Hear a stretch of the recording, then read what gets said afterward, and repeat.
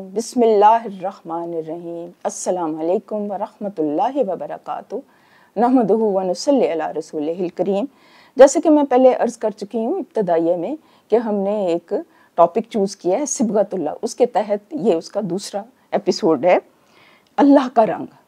ये बड़ी ही एक खूबसूरत आयत है, उसका तर्जुमा मैं आपके सामने रखती हूँ। सूरतुल बकरा से है ये आयत। अल्लाह का रंग, यही रंग अपना लो, यही रंग अपना लो।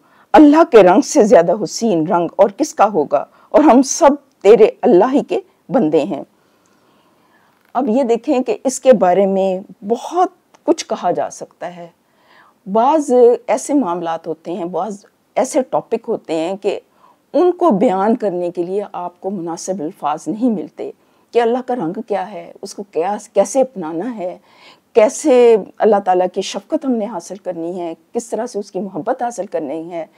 तो इसके बारे में ना एक बहुत खूबसूरत तशरीह की थी डॉक्टर गुलाम मुर्तज़ा साहब ने, तो मैं उनकी तशरीह को आपके सामने रखती हूँ, फिर इंशाअल्लाह ताला अपने अल्फाज में भी इसको बयान करने की कोशिश करेंगे। वो कहते हैं कि ये आयत तशरीह और तर्जुमा के लिहाज से ज़बान, लुगत और डिक्शनरी से माजूर है। ज़रा गौर कीजिए कि सिबगतुल्लाह वमन अहसनु मिनल्लाहि सिबगा, यहाँ अल्फाज और डिक्शनरी और ज़ुबान सब सजूद हैं। कहते हैं कि तुम हमें यहूदी और नसरानी बनाना चाहते हो, अपने बपतिस्से देना चाहते हो। अरे जालिमो, इधर देखो, वो महबूब हकीकी क्या कह रहा है। वो तो कह रहा है कि मैं तुम्हारे साथ हूँ और मैं अकेला ही तुम्हें काफ़ी हूँ। ऐ नादानो, हम तो अल्लाह के रंग में रंगे हुए लोग हैं। हमें तो अल्लाह ने अपनी मोहब्बत का पहनावा पहना दिया है कि जब अल्लाह इंसान को अपनी तरफ बुला लेता है, अपने दीन की तरफ बुला लेता है, अपनी हिदायत की तरफ बुला लेता है, अपनी राह की हिदायत दे देता है, तो उसके लिए फिर वो काफ़ी हो जाता है। जब जो नॉन बिलीवर्स हैं वो कई दफ़ा चाहते हैं कि जो मुसलमान हैं वो अपना रास्ता छोड़कर तो उनके राह की तरफ आ जाएं, तो अल्लाह ताला ये ये इस तरह से बता रहे हैं कि जब इंसान के ऊपर अल्लाह ताला का रंग आ जाता है ना, तो फिर वो दूसरे रंग उसे बहुत फीके लगते हैं। इसकी मिसाल इस तरह से दे सकते हैं कि एक जो कपड़ा होता है ना, उसके ऊपर ऑलरेडी अगर एक रंग चढ़ा हो ना, तो वो दूसरा रंग वो नहीं पकड़ता, तो पहले उसका रंग काटा जाता है, फिर उसके ऊपर दूसरा रंग चढ़ाया जाता है। तो अल्लाह ताला का सही रंग, उसकी मोहब्बत का, उसकी उल्फत का, उसकी अताअत का, उसकी बंदगी का, उसकी गुलामी का रंग अपने ऊपर चढ़ाने के लिए सबसे पहले ये है कि हम अपने दिल, अपना दिमाग, अपने अफकार, अपने अकायद, उनको बिल्कुल मतलब अल्लाह ताला के हवाले कर दें। अपने दिल की लौह को बिल्कुल साफ़ कर लें ताकि अल्लाह ताला की अताअत में, उसकी बंदगी के रंग में हम रंगे जाएं। हम तौहीद का रंग अपना लें, हम उसकी मतलब वहदनियत का रंग अपना लें, हम उसकी मोहब्बत का रंग अपना लें।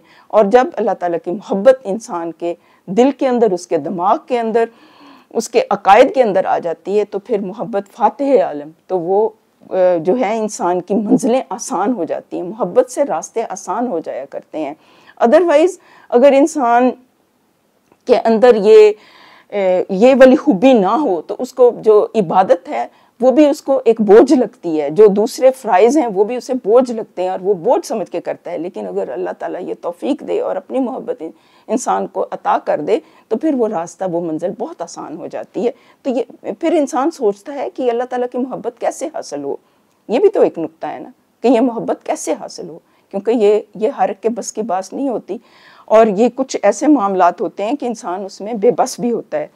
तो उसके लिए ये है कि कोशिश तो इंसान कर सकता है ना, अल्लाह ताला से दुआ तो कर सकता है ना कि ए अल्लाह, तू मुझे अपनी मोहब्बत अता फरमा और अपने से मोहब्बत करने वालों की मोहब्बत अता फरमा, और ऐसे कौल, फेल और अमल की मोहब्बत अता फरमा जो मुझे तेरी रज़ा का बाइस बना सके। अल्लाहुम्मा इन्नी अस्अलुका हुब्बका व हुब्बा मैं युहिब्बुका व हुब्बा अमल युकर्रिबनी अला हुब्बिक, यानी ऐसे कौल, फेल और अमल की मोहब्बत अता कर दे जिसकी वजह से तू मुझे पसंद कर ले। तो उससे फिर अगर एक इंसान ये मांगेगा तो क्या अल्लाह ताला उसे अपनी मोहब्बत नहीं देगा? क्या अल्लाह ताला उसको अपनी शफ़क़त नहीं देगा? वो तो कहते हैं ना कि एक बंदा अगर एक हाथ अल्लाह ताला की तरफ बढ़ेगा तो अल्लाह ताला दो हाथ बढ़ेगा, वो दो हाथ बढ़ेगा तो अल्लाह ताला उससे बढ़कर उसके करीब आएगा, वो चल के आएगा तो अल्लाह ताला दौड़ के आएगा, क्योंकि अल्लाह ताला को ये वाले इंसान की अदा बहुत पसंद आती है। और फिर ये है कि इसके लिए उलमा कराम ये बताते हैं कि इंसान जो है वो फ़राइज़ के ज़रिए से अल्लाह ताला के करीब जाए اور اللہ تعالیٰ کی خوشنودی حاصل کرے، اور پھر جو نوافل ہیں، جو نفلی عبادات ہیں، وہ انسان کو اللہ تعالیٰ کے قریب لے جاتی ہیں، تو اس کے لیے بھی وہ محنت کرے، کوشش کرے۔ اور یہ زندگی میں انسان اپنے ذہن میں یہ ضرور رکھے کہ میں نے کوئی بھی ایسا کام نہیں کرنا جس سے میرا رب راضی جو ہے نا، میں نے کوئی ایسا کام نہیں کرنا جس سے میرا رب جو ہے وہ ناراض ہو جائے، اور میں نے کوئی ایسی نیکی نہیں چھوڑنی جو کہ اللہ تعالیٰ کو پسند ہو اور میں وہ کرنے سے رہ جاؤں۔ تو یہ اپنے ذہن میں یہ والی باتیں بھی مطلب ہر وقت حاضر رکھنے کی ضرورت ہے، یعنی اپنے دل کو، اپنے دماغ کو، اپنی سوچوں کو مکمل اللہ تعالیٰ کے تابع کر دینا ہے۔ اس بارے میں وہ کہتے ہیں کہ پھر یہ بڑے اچھے کچھ اقوال ہیں، وہ میں آپ کے سامنے رکھتی ہوں کہ انسان کا رزق اس کے اپنے وجود کے کسی حصے میں پنہاں ہوتا ہے، اس صلاحیت کو دریافت کرنا ہی انسان کا فرض ہے۔ یہ واصف علی واصف بہت اچھے دانشور ہیں، یہ ان کا قول ہے کہ کئی دفعہ ہمیں خود نہیں پتہ ہوتا اپنی صلاحیتوں کا کہ ہمارے اندر کیا کچھ چھپا ہوا ہے، تو انسان کے لیے یہ بھی ضروری ہے کہ وہ خود اپنے آپ کو پہچانے اور اپنی ان صلاحیتوں کو دریافت کرے۔ حضرت عثمان غنی رضی اللہ عنہ کا بہت خوبصورت قول ہے، وہ فرماتے ہیں کہ اللہ تعالیٰ کو ہر وقت اپنے ساتھ سمجھنا افضل ترین ایمان ہے، یعنی ہر وقت ایک حضوری کی کیفیت میں رہنا۔ اور ایمان کے بھی تو کئی درجے ہیں نا، ایمان کے کئی درجے ہیں، سب کے ایمان کا لیول ایک جیسا نہیں ہوتا، لیکن ہم گیس نہیں کر سکتے کسی کے ایمان کے بارے میں، ہم نہیں بتا سکتے کہ اس کے ایمان کا کیا لیول ہے، اس کے ایمان کا کیا لیول ہے، لیکن کچھ وہ کہتے ہیں نا کہ اللہ اکھی نہیں دیکھے قدرتاں تو پہچانا جاتا ہے، کہتے ہیں نا، پنجابی کا محاورہ ہے۔ تو لیکن ایمان، جس انسان کے اندر ایمان ہوتا ہے نا، وہ انسان کے عبادات سے، اس کے معاملات سے، اس کے اخلاق سے اس کا ظہور ہوتا ہے۔ ہاں باقی انسان ہے، بندہ بشر ہے، اس سے کمی کوتاہی ہو جاتی ہے، نفس انسان کے ساتھ لگا ہے، وہ ہو جاتی ہے اور وہ غلطیاں بھی ہوتی ہیں، لیکن بہرحال اس کا اظہار ہوتا ہے۔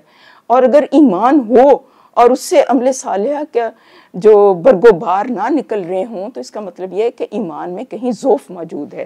بہرحال یہ پھر آگے کی باتیں ہیں، اس کے بارے میں میرا خیال ہے آج کے لیے اتنا کافی ہے، تو پھر انشاءاللہ تعالی نیکسٹ ریکارڈنگ میں مزید کچھ بیان کرنے کی کوشش کروں گی اللہ تعالیٰ کی توفیق سے۔ بہرحال یہ ہے کہ جتنا ہم اللہ تعالیٰ کے آگے جھکیں گے، جتنا اس کی آگے سر تسلیم ہم کریں گے، جتنا ہم اپنے ایمان کو اللہ تعالیٰ کے لیے خالص کریں گے، اتنا ہی اللہ تعالیٰ کی محبت جو ہے ہمیں حاصل ہوگی۔ اور جسے اللہ تعالیٰ کی محبت مل جائے اسے اور کیا چاہیے، کیونکہ محبت، میں یہ سمجھتی ہوں کہ محبت جو ہے وہ منزلوں کو آسان کر دیتی ہے، اور اللہ تعالیٰ کے رنگ میں رنگنے سے مراد یہی ہے۔ اور پھر ہم یہ دعائیں کریں اللہ تعالیٰ سے کہ یا اللہ ہمیں اپنے محبت عطا فرما، جیسے ابھی میں نے آپ کے سامنے رکھی تھی۔ یہ کچھ اپنے الفاظ میں بیان کرنے کی کوشش کی ہے، میں آپ کے سامنے رکھتی ہوں۔ مولا رنگ دے، یہ ایک تھوڑا سا اقتباس ہے، میں آپ کے سامنے رکھتی ہوں۔ مولا رنگ دے، مولا رنگ دے، مولا اپنے ہی رنگ میں رنگ دے، ایسا رنگ دے، ایسا رنگ دے جو پکا ہو، جو سچا ہو، جو گاڑا ہو، جو کبھی نہ چھوٹے، جو کبھی نہ اترے، جو چڑھتا جائے، جو بڑھتا جائے، جو ابدی ہو، جو باقی ہو، جو مٹنے نہ پائے، جو اترنے نہ پائے، جو وقت کے ساتھ ساتھ بڑھتا ہی جائے، جو تجھے پسند ہو، جو تجھے بھائے، ایسا ہی رنگ میری تمنا مان جائے۔ تیری محبت کا رنگ، تیری الفت کا رنگ، تیری رحمت کا رنگ، تیری بخشش کا رنگ، تیری عطا کا رنگ، تیری جود و سخا کا رنگ، تیری رحمتوں کا رنگ، تیری بخششوں کا رنگ، تیرے عفو و کرم کا رنگ۔ یا اللہ ایسے رنگوں کی برسات میں جل تھل کر دے کہ تیرے سارے ہی رنگ اچھے ہیں، پکے ہیں، سچے ہیں، گاڑے ہیں، انمٹ ہیں۔ آمین آمین یا رب العالمین۔ اللہ تعالیٰ آپ سب کا حامی و ناصر ہو، آپ خوش رہیں، آباد رہیں، شاد رہیں، خیریت و عافیت سے رہیں۔ والسلام وآخر دعوانا الحمدللہ رب العالمین۔